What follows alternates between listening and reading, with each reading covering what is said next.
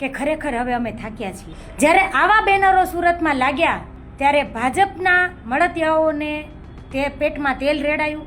ભાજપના રાજમાં દીકરીઓ સેફ નથી. ક્યાંક ને ક્યાંક અમને તો એવું લાગે છે કે ભાજપ સરકાર ડરી ગઈ છે.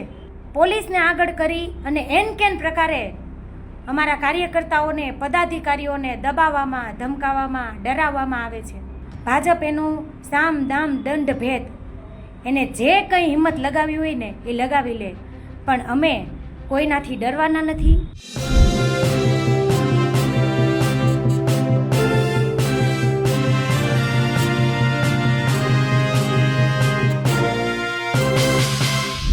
ચૂંટણીની તારીખો જેમ જેમ નજીક આવી રહી છે તેમ તેમ પ્રચાર વધુ આક્રમક બની રહ્યું છે. આમ આદમી પાર્ટી સુરતમાં મજબૂત છે ને એટલા માટે સુરતમાં તે આકરા પ્રહારો કરી રહી છે. અને ખાસ કરીને CR પાટીલ અને હર્ષ સંઘવીને આમ આદમી પાર્ટીના નેતાઓ નિશાને લઈ રહ્યા છે, પ્રહાર કરી રહ્યા છે. આમ આદમી પાર્ટીના મહિલા નેતાએ તો ત્યાં સુધી કહી દીધું, ગુજરાતમાં 70 વર્ષની મહિલાઓ પણ સુરક્ષિત નથી. નમસ્કાર, હું છું ચિંતામણી પુત્ર અનિલ પટેલ. સ્વાગત છે આપનો મારા કાર્યક્રમમાં.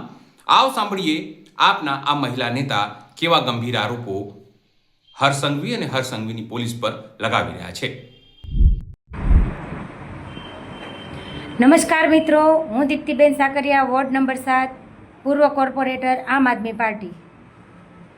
મિત્રો, આજે આ વિડીયોના માધ્યમથી આપ સૌને હું જણાવવા માગું છું કે મોંઘવારીથી થાક્યા છીએ, દારૂ અને ડ્રગ્સના દૂષણથી થાક્યા છીએ, મોંઘા શિક્ષણથી થાક્યા છીએ, ભ્રષ્ટાચારથી થાક્યા છીએ, ટ્રાફિકથી થાક્યા છીએ. આવું કહેવું કોઈ ગુનો છે? અમે ઘરે ઘરે જઈએ છીએ, લોકોને મળીએ છીએ અને લોકો અમને કહે છે કે ખરેખર હવે અમે થાક્યા છીએ. જ્યારે આવા બેનરો સુરતમાં લાગ્યા ત્યારે ભાજપના મળતિયાઓને તે પેટમાં તેલ રેડાયું અને આમ આદમી પાર્ટીના કાર્યકર્તાઓ, પદાધિકારીઓને ખોટી FIRઓ કરી અને એની ધરપકડ કરવામાં આવી. શા માટે? આ ક્યાંનો ન્યાય છે? શું મોંઘવારીથી ને લોકો હેરાન પરેશાન નથી? મોંઘા શિક્ષણથી હેરાન પરેશાન નથી? ટ્રાફિકથી હેરાન પરેશાન નથી? જો ખરેખર પરેશાન છે ને થાક્યા છે, આવું કહેવું ગુનો છે? મિત્રો, હું આપને જણાવવા માગું છું, આપણી યુવાન દીકરી રાતે ઘરથી કલાક બહાર હોય ને તો એ પેટમાં માવતરને ફફડાટ જાગી જાય કે મારી દીકરી હેમખેમ પાછી તો આવશે ને. ભાજપના રાજમાં દીકરીઓ સેફ નથી. દર 2 દિવસે 5 વર્ષની દીકરી, 7 વર્ષની દીકરી, 10 વર્ષની દીકરી, 20 વર્ષની દીકરી, અરે 70 વર્ષની મહિલાઓ પણ સેફ નથી. તમે સમાચારમાં સાંભળતા જ હશો, પેપરોમાં વાંચતા હશો. ટ્રાફિક જામની એટલી સમસ્યા, શિક્ષણ એટલું મોંઘું. આપણો યુવાન દીકરો રાતે 2 કલાક ઘરથી બહાર ગયો હોય ને મોડો આવે ને ત્યારે માવતરના પેટમાં ફફડાટ જાગ્યો હોય કે મારો દીકરો ક્યાંક આડાવડા રસ્તે નહીં ચડી ગયો હોય ને, દારૂ અને ડ્રગ્સના દૂષણમાં નહીં ફસાઈ ગયો હોય ને. તો ખરેખર લોકો થાક્યા છે કે નહીં, હું આપને પૂછવા માગું છું. અને ક્યાંક ને ક્યાંક અમને તો એવું લાગે છે કે ભાજપ સરકાર ડરી ગઈ છે. આમ આદમી પાર્ટીના કાર્યકર્તાઓથી ને ડરી ગઈ છે. એટલે જ પોલીસને આગળ કરી અને એન કેન પ્રકારે અમારા કાર્યકર્તાઓને, પદાધિકારીઓને દબાવવામાં, ધમકાવવામાં, ડરાવવામાં આવે છે. કેટલી FRIઓ!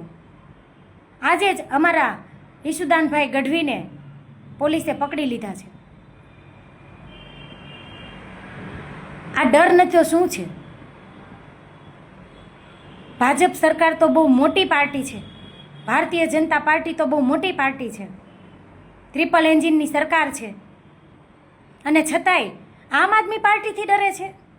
શેનો ડર?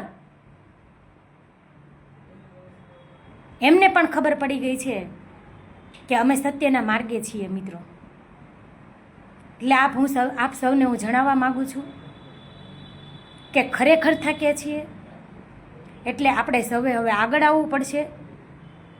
અને રહી વાત અમારા આમ આદમી પાર્ટીના કાર્યકર્તાઓની, પદાધિકારીઓની, તો ભાજપ એનું સામ દામ દંડ ભેદ એને જે કંઈ હિંમત લગાવી હોય ને એ લગાવી લે, પણ અમે કોઈનાથી ડરવાના નથી, અમે થાકવાના નથી. અને અમે જે ધ્યેય લઈને નીકળ્યા છીએ લોકોની સુખાકારી માટેનો, એ ધ્યેય સુધીને તો અમે પહોંચીને જ રહીશું. જય હિન્દ, જય ભારત. આપના મહિલા નેતાની વાત સાંભળીને આપને શું લાગે છે?